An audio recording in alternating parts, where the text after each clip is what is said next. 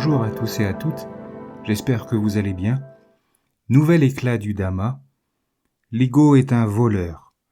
Karma et vacuité par Lama Thubten Nyeshe. Lama Thubten Nyeshe, 1935-1984, né au Tibet, intègre à l'âge de 6 ans l'université monastique de Sera, où il étudie jusqu'en 1959. Avec Lama Thubten, Zopa Rinpoche, réunis comme maîtres et disciples, depuis leur exil en Inde, ils rencontrent leur premier étudiant occidental en 1965. En 1974, les deux maîtres commencent à faire le tour du monde et à enseigner en Occident, ce qui amènera finalement à la création de la Fondation pour la préservation de la tradition Mahayana, FPMT. Bonne écoute.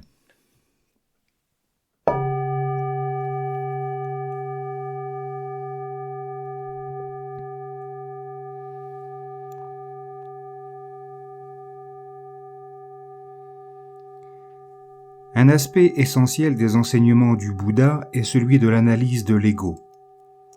L'ego est la conscience qui ne comprend pas correctement la nature du je, le soi. Nous sentons généralement que le je existe de façon vague quelque part à l'intérieur du corps. Mais notre esprit superficiel ordinaire ne cherche jamais à le localiser avec précision. Pour acquérir une image correcte de la réalité, il est nécessaire d'enquêter en profondeur et d'essayer de savoir exactement où ce je réside. Sinon, nous continuerons d'être bernés, trompés par un point de vue qui, bien que superficiel à certains égards, s'accroche encore à un sentiment profond et concret du soi. Quand nous faisons une recherche approfondie de nous-mêmes, en regardant dans tout notre corps et notre système nerveux, nous ne pouvons jamais le trouver. Parfois, il se peut que nous pensions l'avoir localisé, mais en y regardant de plus près, nous pouvons voir que nous avons été trompés. Bien qu'il existe une technique spécifique pour essayer de localiser le « je », chacun d'entre nous doit effectuer sa propre enquête par rapport à la manière très individuelle et instinctive avec laquelle il s'appréhende lui-même. Certaines personnes ont un vague sentiment que le je est dans leur poitrine. D'autres le sentent dans leur tête ou leur estomac. Quand quelqu'un est troublé et tient sa tête entre les mains ou qu'il se frappe le front en étreignant son cœur, cela indique à quel endroit il ressent le plus fortement son je à ce moment-là. Chacun de ces gestes est un symptôme de l'ego de la personne qui projette une impression particulière du soi. Mon symptôme, par exemple, est de me cacher derrière mon habit de moine. Le fait que nous ayons chacun nos propres symptômes montre que le sentiment intuitif du « je » n'est qu'une interprétation de l'ego. Si le « je » était quelque chose de substantiel, nous serions bien plus souvent d'accord sur ce qu'il est et où il se trouve. Le soi imaginé par l'ego a une nature mystérieuse et inaccessible. C'est parce qu'il n'y a pas d'entente générale sur ses qualités ou son emplacement. Nous avons chacun nos propres sentiments à son égard. C'est précisément pour cette raison que chacun doit lui-même voir son je imaginaire. Personne ne peut le faire à sa place. Pourtant, même avec la sagesse introspective la plus précise qui recherche le je dans chaque cellule du corps, il reste impossible à localiser. C'est comme un voleur qui nous surprend quand nous ne regardons pas et se cache dès que nous nous retournons. Quand nous sommes détendus et ne faisons pas attention, il avance sur la pointe des pieds, comme un démon prêt à attaquer. Mais si nous le poursuivons, il disparaît soudainement, comme si la terre l'avait avalé. C'est exactement comme ça que notre esprit sournois nous trompe. L'hallucination de l'ego qui montre un je concret, existant en soi, est comme un voleur. Nous sommes certains qu'il est là, mais dès que nous le cherchons, il disparaît. Notre esprit continuera à nous tromper jusqu'à ce que l'on l'attrape enfin sur le fait. Jusque-là, nous continuerons à porter en nous un fort sentiment intuitif du jeu et une vague notion qu'il existe quelque part, probablement dans le corps. La seule façon d'arrêter cette fantaisie est d'observer l'objet de notre hallucination, en l'occurrence notre propre moi, de l'examiner attentivement et de voir ce qu'il est réellement. Puisque le jeu imaginaire est comme un voleur furtif, il est nécessaire d'utiliser une astuce pour le capturer. Nous devons, d'une manière ou d'une autre, mettre l'objet en question bien en vue pour l'examiner de près. Parce que c'est dans les états d'émotion intense que le jeu imaginé est le plus fort. Nous devons tirer profit de ces situations, regarder la sensation patente d'un jeu qui est apparu et essayer de le localiser et de l'identifier. Une autre technique efficace consiste pendant la méditation à évoquer délibérément une crise émotionnelle, afin de faire remonter à la surface ce sentiment du jeu. Dans les deux cas, le méditant doit être extrêmement vigilant s'il veut capturer cette image avant qu'elle ne disparaisse. Par cette pratique, il finira par découvrir que le moi qu'il a toujours cru exister n'a aucun fondement. C'était, et c'est toujours, rien de plus qu'une idée fantasque. Toutes nos souffrances et nos peurs n'existent que parce que nous acceptons passivement le moi illusoire projeté par l'ego. Parce que ce moi semble exister concrètement, il semble être profondément impliqué dans les expériences de gain et de perte, et les sentiments de dépression et d'exaltation qui les accompagnent. C'est en fait la base de toutes nos souffrances.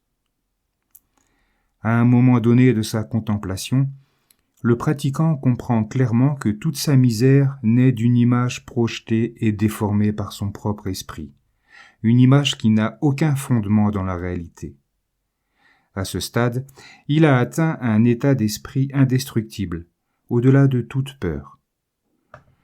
Quand les méditants tibétains atteignent ce niveau de réalisation, ils utilisaient une technique habile pour mettre leurs nouvelles expériences à l'épreuve. Ils s'imaginaient dans une situation extrêmement effrayante ou forte en émotion et observaient ensuite leur réaction. Si aucune sensation intense de peur ne s'élevait dans leur esprit, craignant une perte ou une douleur, ils pouvaient être certains de leur réalisation intérieure. Ce type d'expérimentation est comparable à la façon dont les idées sont testées dans les études scientifiques. Ici, cependant, l'expérience est interne et très personnelle. Selon la philosophie du grand enseignant indien Nagarjuna, le moi qui apparaît intuitivement à notre esprit n'existe nulle part dans toute la structure atomique du corps. Ce mode de pensée ne doit pas être confondu avec le nihilisme, qui affirme qu'absolument rien n'existe. Qu'est-ce qui existe alors ? La réponse se trouve dans la philosophie de la voie du milieu de Nagarjuna, qui réfute l'existence du soi, imaginé par l'ego, tout en affirmant un soi relatif, produit en dépendance. Il ne s'agit pas simplement d'un concept philosophique, cela ne m'intéresse pas ici de parler de philosophie. C'est une méthode pragmatique pour découvrir ce qui est réel et ce qui ne l'est pas. Et si vous observez cela par vous-même, vous verrez de quelle façon votre propre ego imagine l'existence d'une chose qui n'existe pas du tout. Quand un bébé naît, les parents donnent arbitrairement un nom à la petite bulle qui est subitement apparue. Ils n'ont aucune raison logique de choisir ce nom spécifique pour cette bulle particulière. Tu aimes le prénom Christina ? Oui, ça me plaît bien. Bien, alors, appelons-la Christina. Ce n'est pas comme si la mère et le père pouvaient voir que le moi ou la conscience la plus intime du bébé appartenait dans sa nature même à une catégorie qui s'appellerait toujours Christina, ou que quelque chose dans ce bébé attend d'être appelé par son vrai nom, Christina. À la lumière de la philosophie de Nagarjuna, il s'agit simplement d'une bulle qui apparaît et est ensuite appelée par un nom. Christina est cette combinaison d'un mot et d'une bulle. Mais l'ego ne se contente pas d'être une bulle avec un nom. Ainsi, dans sa confusion, il brouille les choses en imaginant qu'il existe autre chose. Je suis davantage qu'une simple bulle.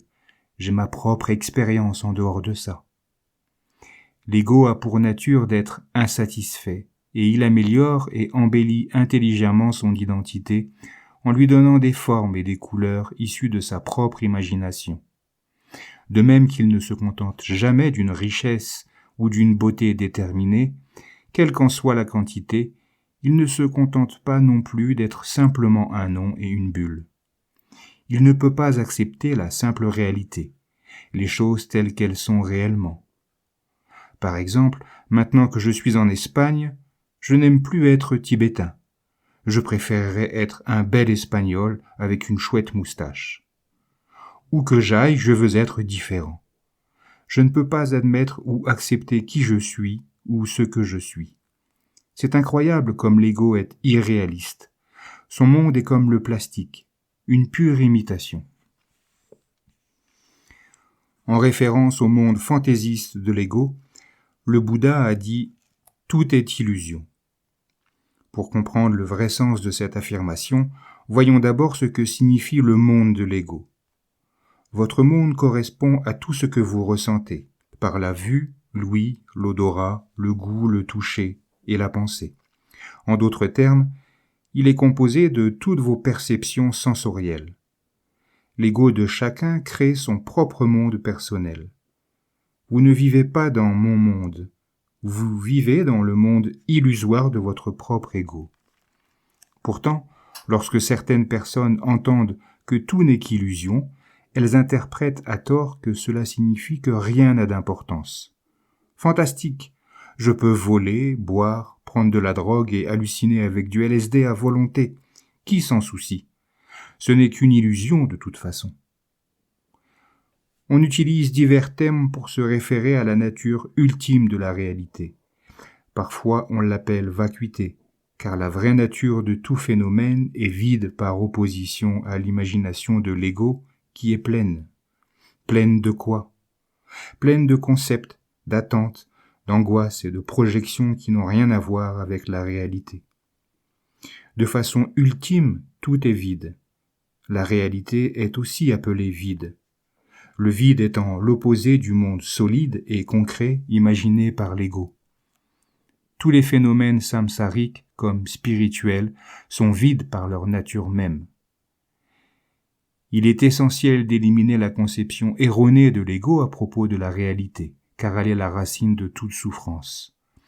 La vue de l'ego est avilissante et irréaliste. Elle produit une mauvaise opinion de soi et des autres. Elle sous-estime nos véritables potentialités et qualités, créant ainsi un sentiment d'insécurité et de défense. De plus, avec ce genre d'attitude négative, nous nous engageons facilement dans des disputes et des combats les uns avec les autres. L'ego est de nature politique. S'il n'y avait pas d'ego, il n'y aurait aucune raison de se disputer. Les conceptions erronées de l'ego sur la réalité nous maintiennent également dans la servitude, que ce soit la servitude de fer, de l'existence mondaine, ou la servitude dorée d'un monde de vie spirituelle. La servitude de fer correspond à notre souffrance mentale et physique continuelle dans le cycle des existences insatisfaites, appelées samsara, tandis que la servitude dorée consiste à être l'esclave de conceptions erronées et de fausses philosophies. Beaucoup de philosophies ont une belle apparence, une belle façade dorée. Cependant, aussi respectables puissent-elles paraître, ces vues erronées nous attachent encore à l'ignorance et à la souffrance. Le but suprême est d'être libéré de toute servitude. Mais je ne veux pas dire être libre au sens révolutionnaire du terme. Vous pensez peut-être que ce lama essaie de lancer une autre révolution espagnole. Non, j'essaie juste de provoquer une révolution dans votre esprit. Voilà pour la fin de cet éclat du Dhamma. Il me reste à vous souhaiter une belle journée, de belles méditations et je vous dis à bientôt. Puissions-nous tous être délivrés de la souffrance.